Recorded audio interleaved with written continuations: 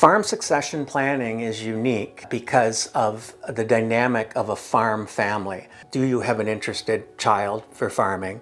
Secondly, what happens if that interested child has 5 sisters or brothers that aren't interested in farming?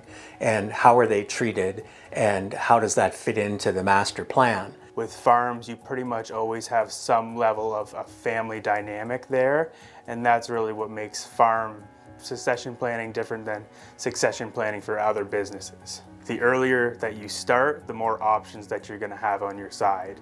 So, when you start to look at your family dynamic and your children and your grandchildren, and it's pretty certain that 1 or 2 of your children are going to be interested in taking over the farm, that's really when you should sit down and start looking at options, because you're going to buy yourself more time and have a lot more options for yourself and your family. The other way that it's unique is there's preferential tax treatment from the government that come into play when you're transferring your wealth and your farm from one generation to the next. There's at this point of time an $850,000 capital gains exemption that isn't available in other businesses. And that could be up to $1 million as well, depending on the situation. So that's a head start. We felt it was really important to start the succession process because we'd seen how it had negatively affected other farm families when it didn't go right. And we thought that there's just too much at stake here for us to get to that point.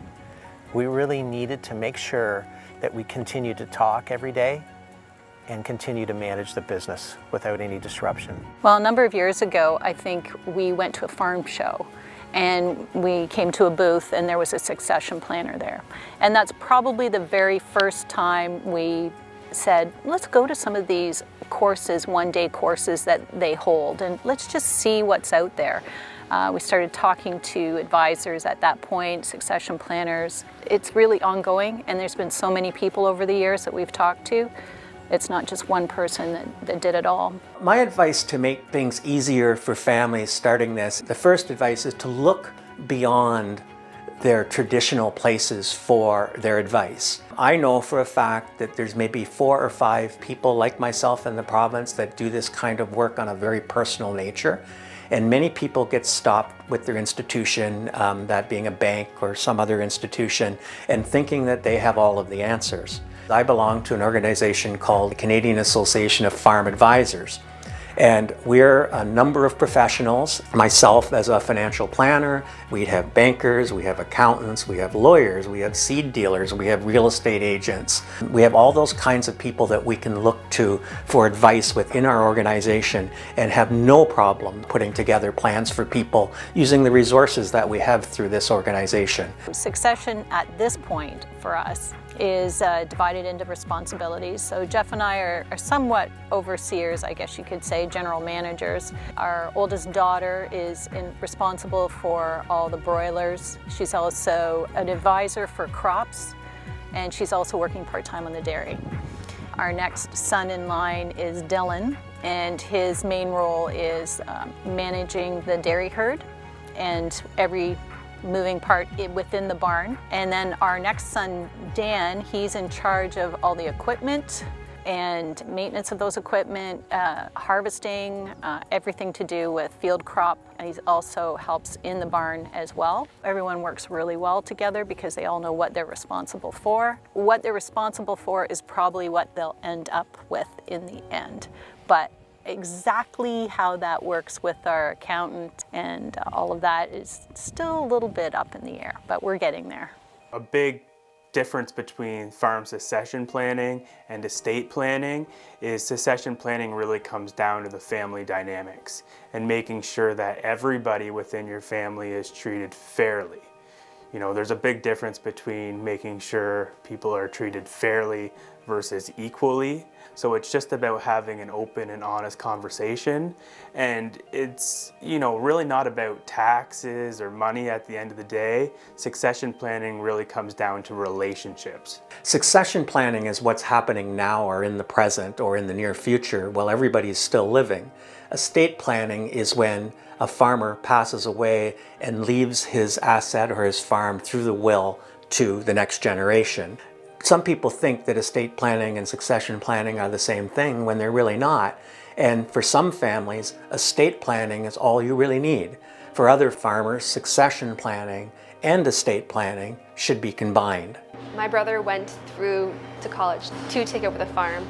When my choice was to come back, then it was both of us are now in succession planning, so I just took the next steps further. We built this barn here for the both of us to continue on growing and being successful.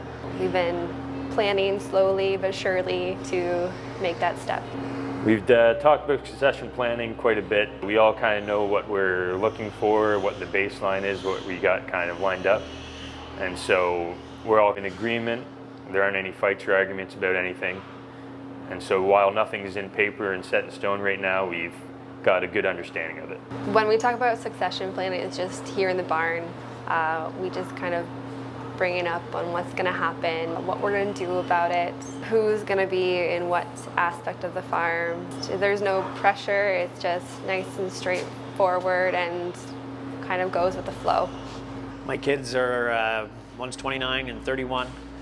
It's time that you have to give them succession. You have to give them responsibility. You got to hand it over. You can't retain it all for yourself. And if you want them to succeed, you have to give them the problems that you have to otherwise deal with. Let them succeed and let them do their errors. I think that's what you have to do. And they work very good together. Basically, anyone could do anything around here. So because I only have 2 kids and a son and a daughter, it made it easy. They're all 50-50. So succession here was easier. As a kid, succession planning looked like my parents letting me know that if farming was something I wanted to do or business was something I wanted to do in the future, that's possible. But it also wasn't something that I had to do. They wanted us all to choose it. They wanted us all to have the opportunity to, but not necessarily have to feel like we had to. We all have the same core belief that we want the best for each other and want the best for the farm, and that's really where it started, of being a successful succession plan because of that attitude. The attitude of let's get along, let's make this work for everyone. It's about all of us. The next step is to, once you've met with experts, is to interview or have a family meeting, whether that's personally or whether that's mediated by someone like myself that helps to generate the conversation and to keep things moving along. After that would be to formalize a written plan and saying, you know, what do we need to do? What are our priorities at this stage of the game? You know, how is everybody feeling? Do you really feel like you've been treated fairly, and are you able to live with this over the next several years? We're still in the process. I think it started 20 years ago. It's probably going to continue for the next 20, right? It's a long, never-ending process, succession, from one generation to the next. And if you keep that in mind in every decision, I think it helps it work better.